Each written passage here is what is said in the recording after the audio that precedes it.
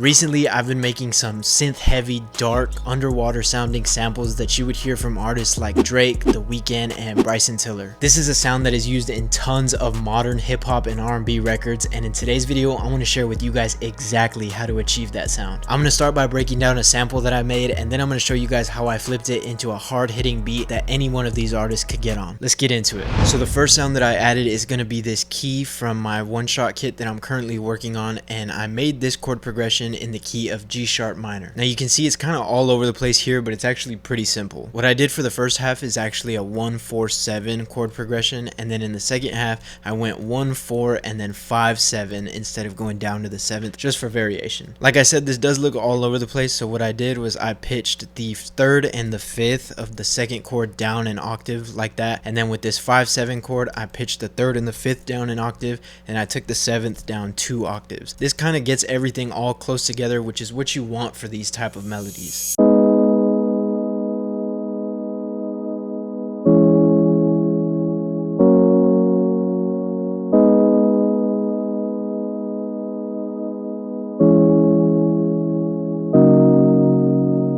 All I did to that sound was just put a low pass and a high pass, taking out some of the harsh frequencies in the mid range. The next sound that I added was this pad sound from the Prophet 5 synth. I wanted a sound that was going to fill up some of the high frequencies because I know with these type of melodies, the high frequencies get cut out with a low pass. So I wanted to make sure that I filled up as much of the high frequency range fill up as much of the high frequency range as possible before I take the filter to it. So this pad is pretty much the same chord progression as the piano sound, but I added some of these notes up top just to give melody to the chord progression. A big tip I have for these melodies is once you have that initial chord progression, don't be afraid to copy that exact thing to different sounds and just mess around with some of the top notes. Here's what the pad sounds like without any effects.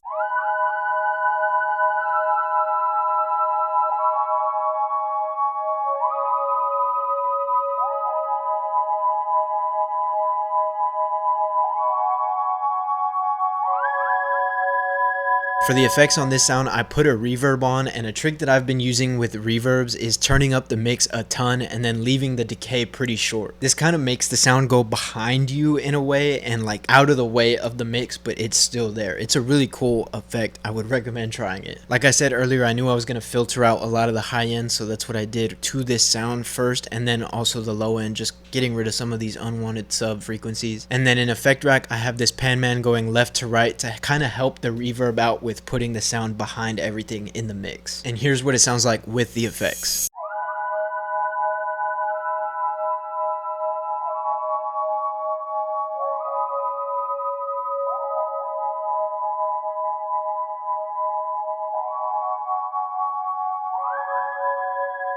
The next sound that I added was these reverse keys right here, and I'm going to show you how I got those. For this sound, I actually used a one-shot from my Soulsonics multi-kit, which is already out on my website, arodbeats.com, link in the description. Again, like I said earlier, taking the exact same pattern from the first sound and just copying it over to this new sound. Nothing crazy, nothing fancy, which sounds like this.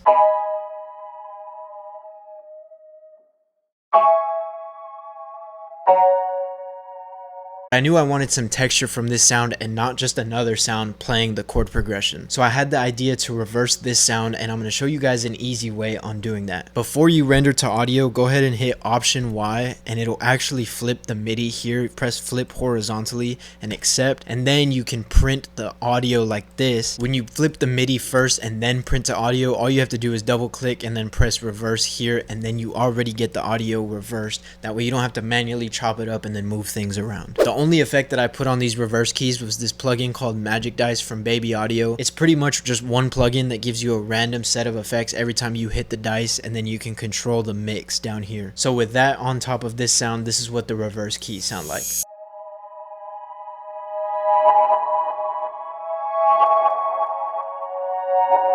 For this next sound, I didn't copy the chord progression to a new sound. I actually came up with my own melody in this augmented strings plugin that I have. I used this preset right here that was already in the plugin, and it's just basically like a violin. I came up with this pattern to complement the chord progression. No effects on it, just straight how the preset sounds, and this is what I came up with.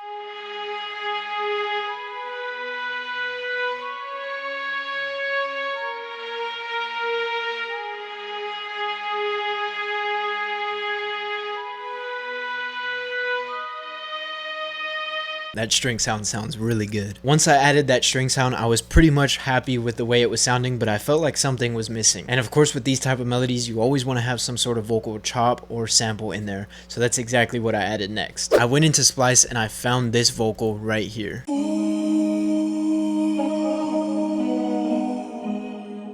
Like I said earlier, I knew the final melody was going to be super low, so I wanted to make sure that there was enough high end, that way I could pitch it down later. So what I did was I came down, I pitched it to key obviously, but I turned the range up to 12 here. This just means an octave. There's 12 notes in an octave if you didn't know that. And then I turned the pitch knob all the way up, which takes the vocal from sounding real low to that chipmunk high pitch effect. And then for the effects on this, I have an EQ cutting out some of the highs and some of the mids. This compressor right here, a very good vocal compressor, just taking some of the peaks down. This effect rack with micro shift on it, that mix halfway down because I didn't want it too wide, but basically it's just a chorus effect. And then this reverb right here with a 1.8 second decay, but not too much on the mix. And after messing around with the vocal, this is what it sounds like now.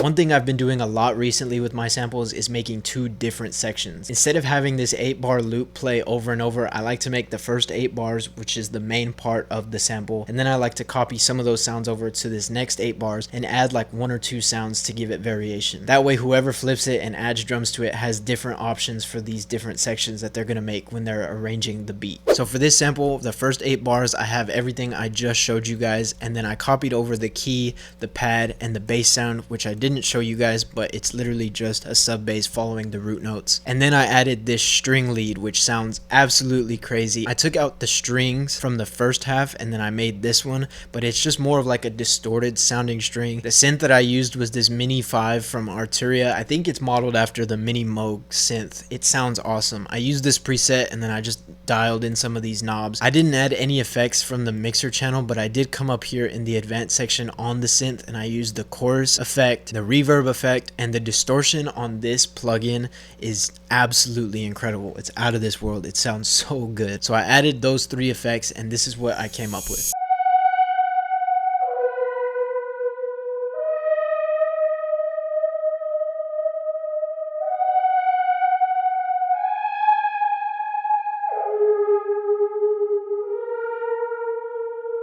One thing I would recommend if you're having trouble making lead sounds or just different types of melodies for your samples, go get a MIDI keyboard and learn the scales, or learn at least one of the scales and pitch your sample down to the scale that you know and just start messing with stuff. A lot of the lead sounds that I come up with for my samples, I end up playing it on my MIDI keyboard. If you've seen any of my other videos where I'm like cooking up, you guys know that I love to just mess around with things, see what happens, and then tweak it in the end with MIDI. Highly recommend getting a MIDI keyboard if you don't have one already. So all of those sounds put together gets me 16 bars of that dark underwater synth sound that I was going for.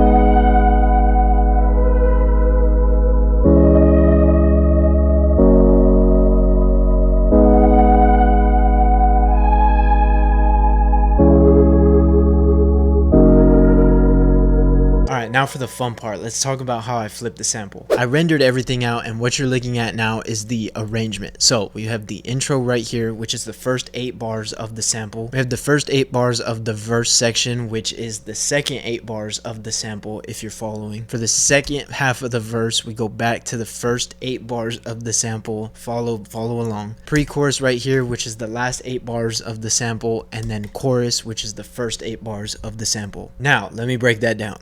So for the verse section, I wanted to use that second half that I created for that variation, but I didn't want to just leave it playing the way it was. So what I did was, if you have the new FL update, so this is the second half of the sample, right? You can take this section, highlight it, and if you hit option and then double click, it brings up its own set of controls. That way you don't have to make the sample completely unique and then find the section that you're trying to reverse. You can just do that and then you get your own set of controls for it. So you hit reverse, which is what I did, and boom, it gave me this. But I want to keep the chords in the same pattern, so what I would do is I just went to every single one of the chord changes and then chopped it up and then moved it around, and it gave me this. It sounds a little bit confusing, but trust me, this is how you get that underwater dark effect. And then I did the same thing for this right here. I just took the first 8 bars of the thing, highlighted it, again, option, double click, gives you your own controls, you press reverse, and then you chop it up the way you need it to. And then for this section right here, instead of reversing it, I just left it as is so it could play one time before the chorus. And the chorus is just the whole sample played, no reverse, no effects, nothing. So on top of reversing this whole thing right here for the verse section, I also added this EQ, which is chopping a lot of the high ends out. I come all the way down to 1151 hertz, basically getting rid of all the high frequencies in the sample, which is what I said I was going to do. I had that in mind while I was making it, which is why I tried to fill up as much of the frequency range as possible,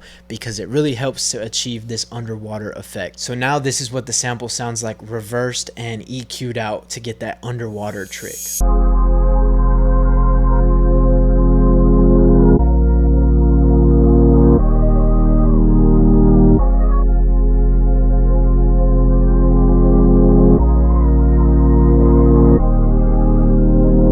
Moving on to the drums, nothing crazy going on here, but I did start with this drum loop that I have in a kit that I'm working on, and it sounds like this.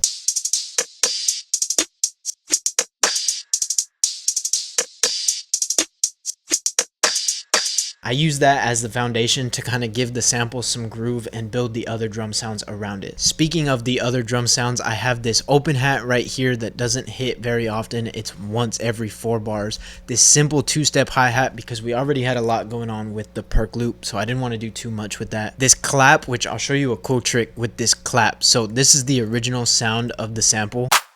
It sounds short, but if you have headphones on, you can kind of hear like a little bit of a reverb tail. You can kind of see it here too. I wanted to use the clap sound, but I didn't like the reverb tail, and instead of using this fade out thing because it kind of messes with the attack, all I did was I went to the envelope and I turned the attack down, put the hold up, and then the decay and sustain and release, I turned it all down. What this does is it allows you to control the length of the sound using the MIDI note. So if you wanted the full length, you can just drag it out like this and it would play the full length. But if you wanted to shorten it up, you can shorten it and it would chop the sound as soon as the MIDI note stopped. So this is super short, and then this is a little bit longer, and then this is the whole thing.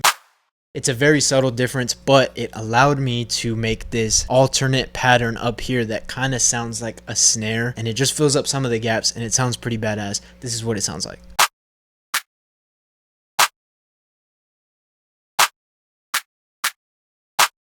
And then underneath all of that, we have the kick and the 808s just following the root notes of each chord. And that's pretty much it for the drums. They sound like this.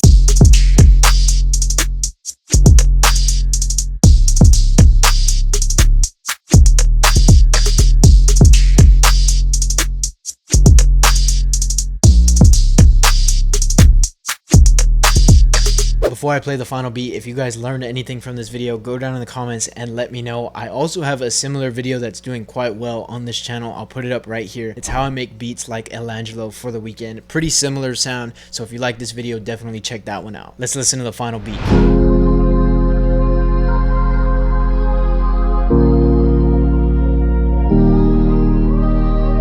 The sample sounds so good pitched down.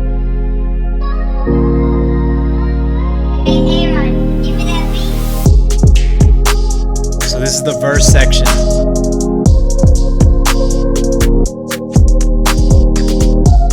Yo.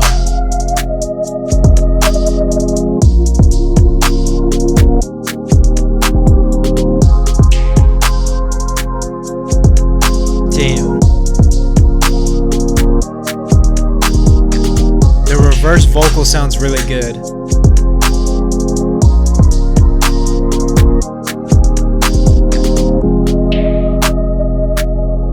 This is without the reverse.